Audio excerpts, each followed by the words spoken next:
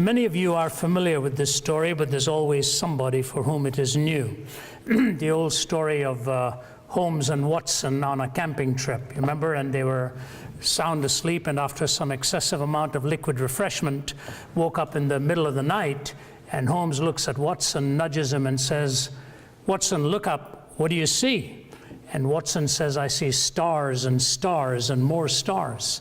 Holmes says, "What does that tell you, Watson?" He said, "Well, astronomically, it tells me that there are millions of galaxies and potentially billions of planets. Astrologically, it tells me that Saturn is in Leo. Orologically, it tells me that it's about 2:45 in the morning. Meteorologically, it tells me that tomorrow will probably be a beautiful day. Theologically, it tells me that this is a vast universe and we are just a tiny part of the great whole. Why, Holmes, what does it tell you?" He says, "Watson, you idiot, somebody has stolen our tent."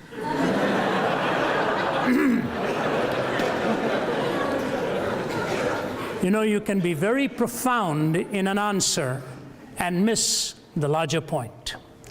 And I think what happens with this whole flirtation that I call messing so much with the ideas of atheism and not thinking of the ramifications, we really fail to understand where life ultimately goes if you choose to live it and define it without God. Years ago, somebody penned these words that I'd like to read for you. It goes like this: "First, dentistry was painless, then bicycles were chainless, and carriages were horseless, and many laws enforceless. Next, cookery was fireless, telegraphy was wireless, cigars were nicotineless, and coffee caffeineless. Soon oranges were seedless, the putting green was weedless, the college boy was hatless, the proper diet fatless. New motor roads are dustless, the latest steel is rustless, our tennis courts are sodless, our new religion godless." That struggle of trying to explain life having lost all points of reference is really the struggle one has to deal with if we choose to live our existence without any transcendent ontic point of reference. Either we go inwards or we go laterally. We find no point of testing what really defines the most critical questions of life. And to the credit of Friedrich Nietzsche, when he wrestled with the idea of the madman running into the marketplace and looking for God in his Thus Spake Zarathustra, one has to at least credit Nietzsche with the fact that he was dealing with the entailments of that kind of conclusion. His metaphors are poignant, and you'll begin to see what it is he's really asking once he himself philosophically is coming to that conclusion. Here's what he says about the madman. "Have you not heard of that madman who lit a lantern in the bright morning hours, ran to the marketplace and cried incessantly, 'I'm looking for God, I'm looking for God.' As many of those who did not believe in God were standing together there, he excited considerable laughter. 'Have you lost him then?' said one. 'Did he lose his way like a child?' said another. 'Or maybe he's hiding. Is he afraid of us? Has he gone on a voyage or emigrated?' So they shouted and laughed him to scorn.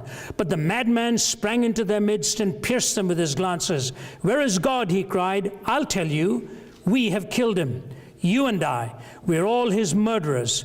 But how have we done this? How were we able to drink up the sea? Who gave us a sponge to wipe away the entire horizon? What did we do when we unchained this earth from its sun? Whither is it moving now? Whither are we moving now? Away from all suns? Are we not perpetually falling backwards, forwards, sidewards, in all directions? Is there any up or down left? Are we not straying through an infinite nothing? Do we not feel the breath of empty space? Has it not suddenly become colder? Is not more and more night coming on us all the time? Must not lanterns now have to be lit in the morning hours? Do we not hear anything yet of the noise of the grave diggers who are burying God? Do we not smell anything yet of God's decomposition? God is dead and he decomposes too, you know. God remains dead and we've killed him. how shall we, the murderer of all murderers, now compose ourselves? Because that which was holiest and mightiest of all that the world has ever possessed has bled to death under our knives. Who will wipe this blood from us? With what water can we purify ourselves? What festivals of atonement, what sacred games will we need to invent? Is not this the greatest of deeds, too great for us? Must we not ourselves now have to become God simply to seem worthy of what we have done? There's never been a greater deed, you know, and whoever shall be born after us for the sake of this deed shall be part of a higher history than all history hitherto. Here the madman fell silent and again regarded his listeners. They too were silent, and they stared at him in astonishment. At last he threw his lantern to the ground and broke and went out. I come too early, maybe. My time has not yet come. This tremendous event is still on its way, still traveling, and has not yet reached the ears of men. Lightning and thunder require time. The light of the stars requires time. Deeds require time, even after they are done, before they can be seen and heard. This deed is still more distant from them than the distant stars, and yet they have done it themselves. It has been related further that on the same day that the madman entered diverse churches, and there sang a requiem, Aeternam Deo. Let out and quieted, he is said to have retorted each time, what are these sepulchres now, if they are not the tombs and sepulchres of a dead God? I recall some years ago, and it's still during the Cold War in the 1980s, having to speak at the Center for Geopolitical Strategy in Moscow, and followed immediately after that at the Lenin Military Academy. It was as ice cold a situation, emotionally speaking, as you could imagine. I was literally put at a table and in front of a table and a chair all by myself, and the entire faculty circled the room there in their uniforms, and were going to quiz me for about 3 hours on this whole issue of theism vis-a-vis atheism. It was a nerve-wracking situation to be in, with their ice-cold stares and their pointed questions coming obviously in a very hostile way, giving all kinds of illustrations from their history. And I remember making the defense of theism there. And I'll never forget the statement made by the head of the institution, all of their great leaders. If you walked in, it's 8 stories above ground and 4 stories below ground.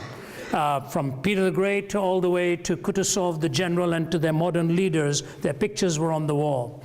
And my wife was with me and one of my colleagues. And as we were walking out, the head of the institution grabbed my hand and he looked at me, and I quote and tell you exactly what he said.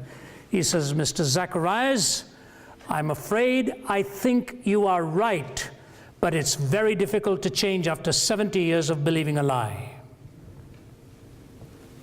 I didn't put those words into his mouth, but he knew the ramifications of what happened when Stalin moved from a study in a seminary preparing for the ministry to an avowed disbelief in God, and after having eliminated 15 million of his own people, Svetlana testified, sustained by 2 or 3 historians, says